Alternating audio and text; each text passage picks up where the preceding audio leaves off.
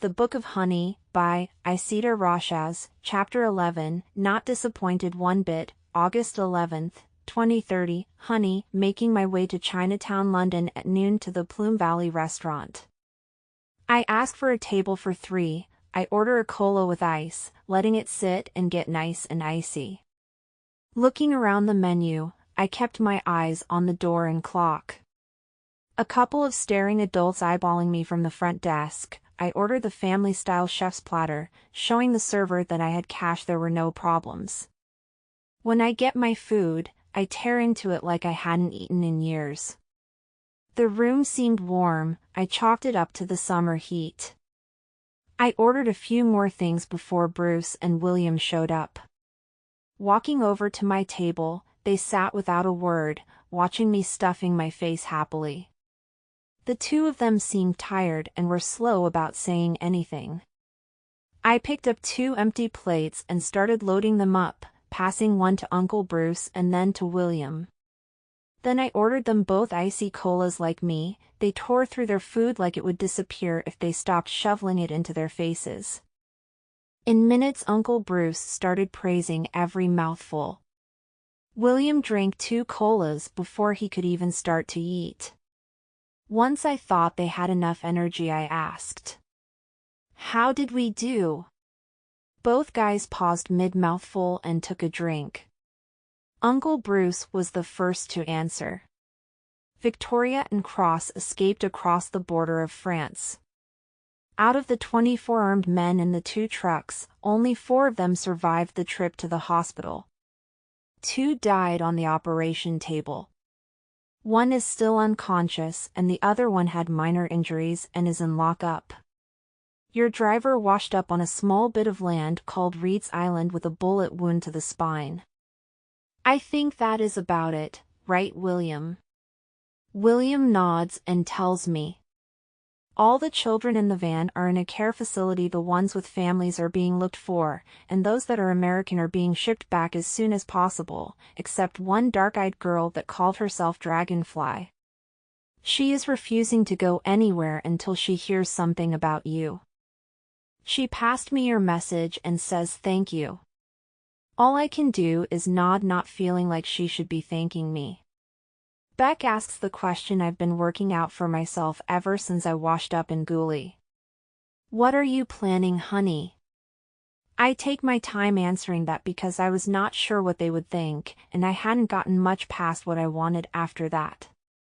I've made the decision that it's time for me to get out. With all the stuff I managed to get, I was bound to be found out sooner or later. Well, good. That came from William. Both Uncle Bruce and I looked at him. When William said, "Don't tell me you were willing to let her go back, after all that?" Uncle Bruce and I give each other a look. I just shrugged my shoulders. When Uncle Bruce says, "I happen to agree with William. It would be far worse for you to go back at this point, honey. I was thinking about moving you into protective custody." Uncle Bruce leaned back. "But ultimately this is all up to what you want." I nod and tell them, "I don't know what my long-term plan is. I'm going to think about that, but in the meantime, I need a place to crash for a while.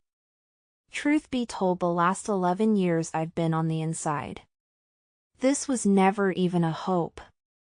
I started to feel hot all over. I was sweating, but at the same time I felt chills.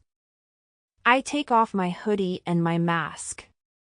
All of a sudden the room was spinning, a hand reaches out and I instinctively slap it. I yell, "Don't touch me."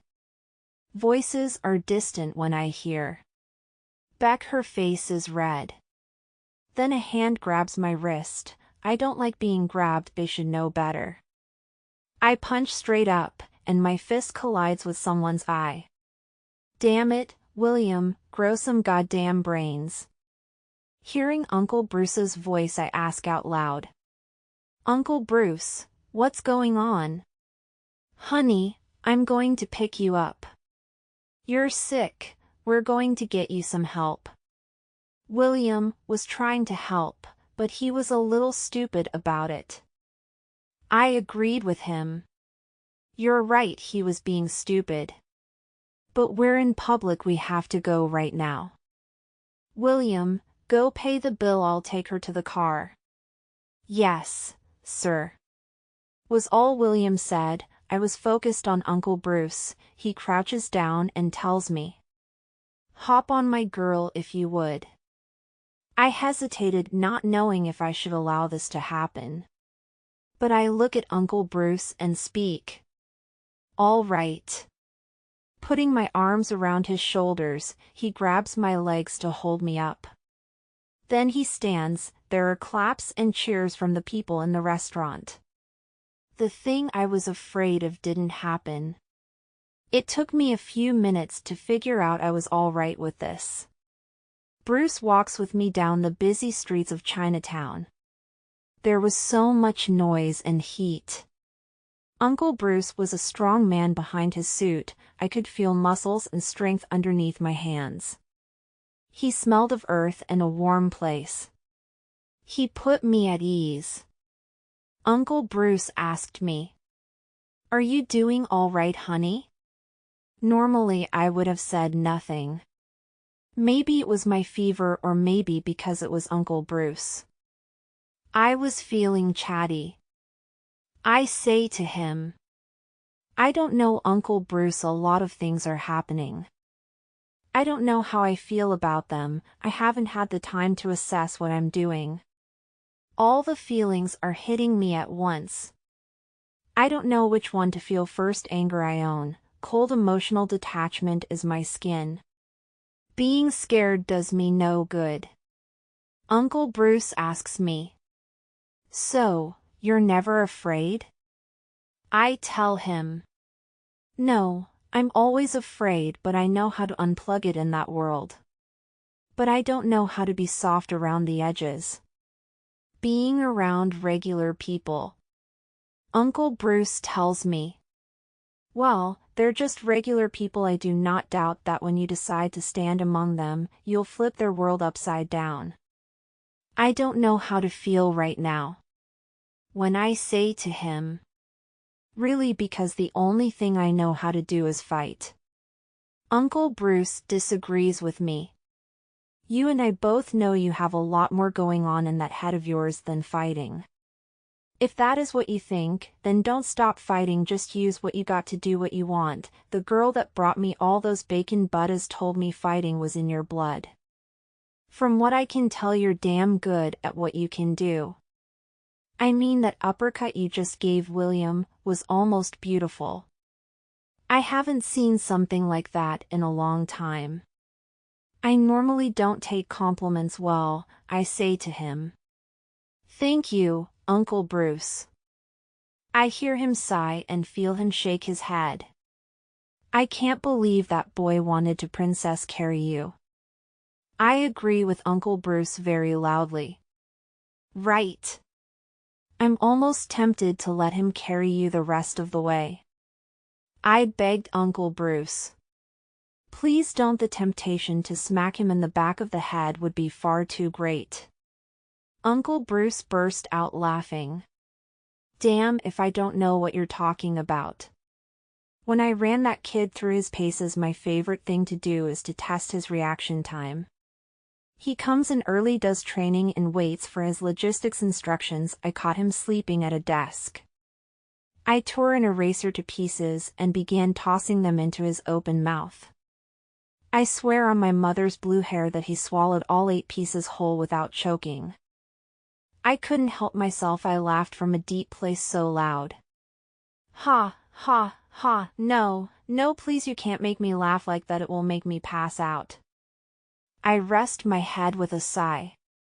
When Uncle Bruce reassured me, "William's not a bad guy, you know." "Yeah, I know, but he doesn't know, and because he doesn't know, I had to teach him." Uncle Bruce tells me, "I can understand that, just don't be too hard on him. He is a good one. I wouldn't have even let him near you if I thought he would disrespect you in any way."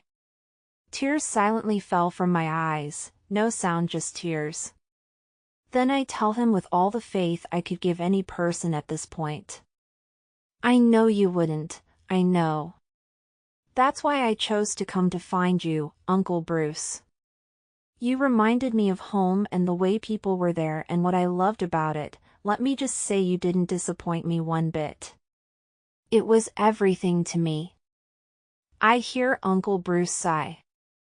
Well, that is just about the oppositely best compliment I've ever gotten from anyone in a long-ass time. I feel Uncle Bruce's shoulders sag a bit. If my world wasn't spinning right then, I might have asked Uncle Bruce why he was sighing so much.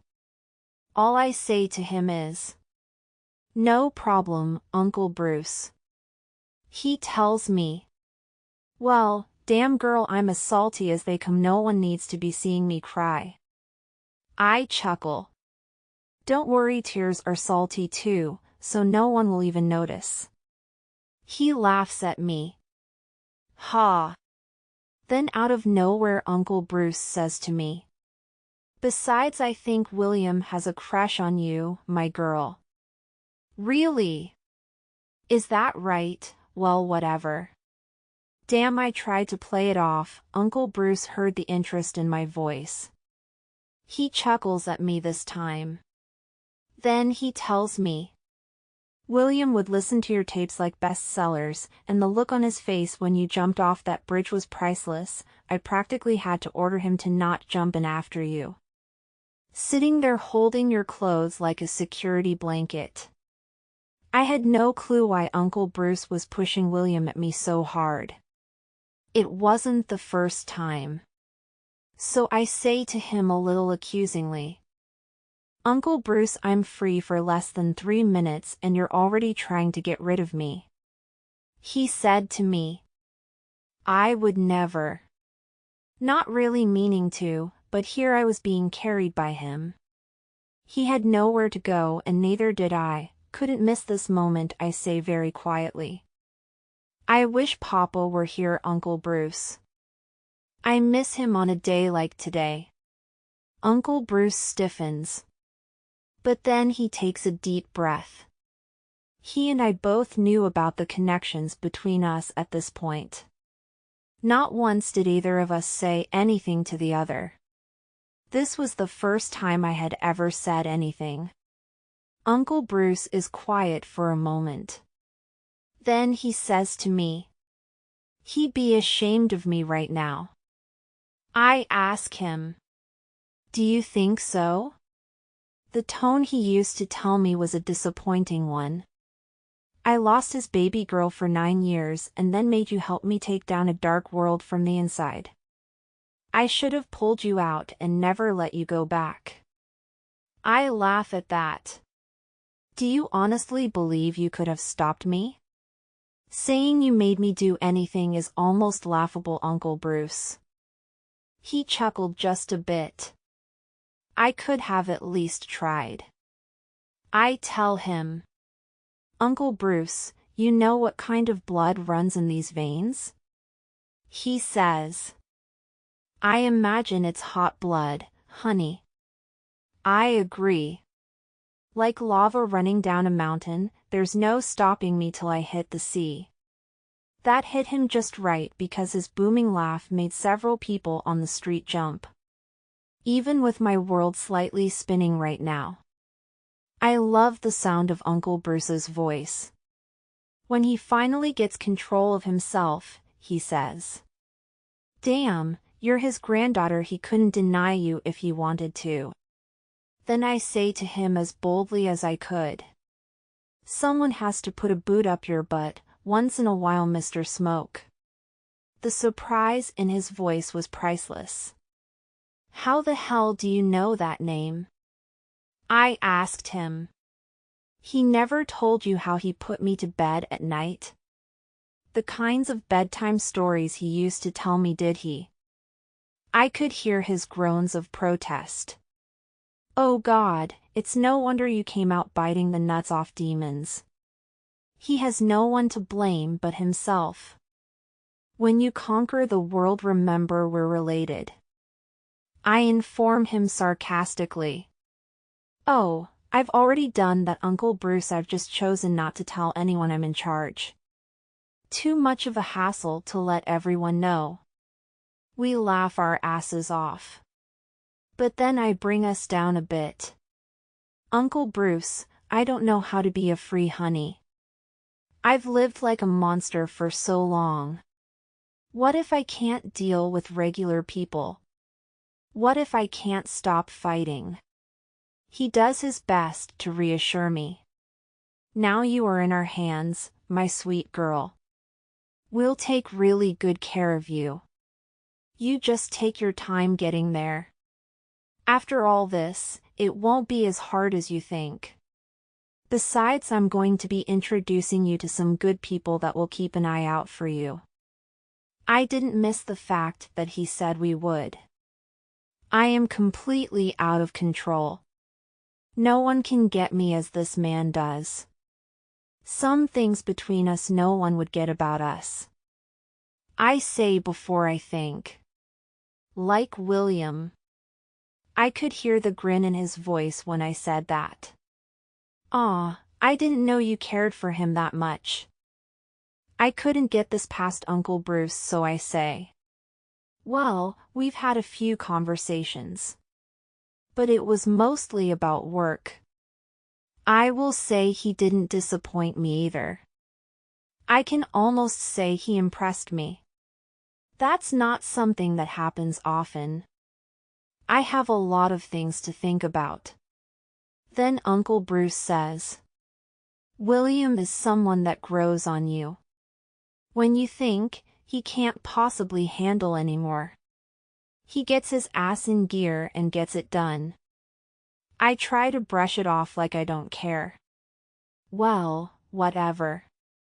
That was about the time William caught up with us. He asked, Did I miss anything? I say very loudly, Not a damn thing. Uncle Bruce was shaking with laughter. I was almost tempted to smack him. But I was far too tired to even begin to muster the energy to lift my eyelids, let alone my hand.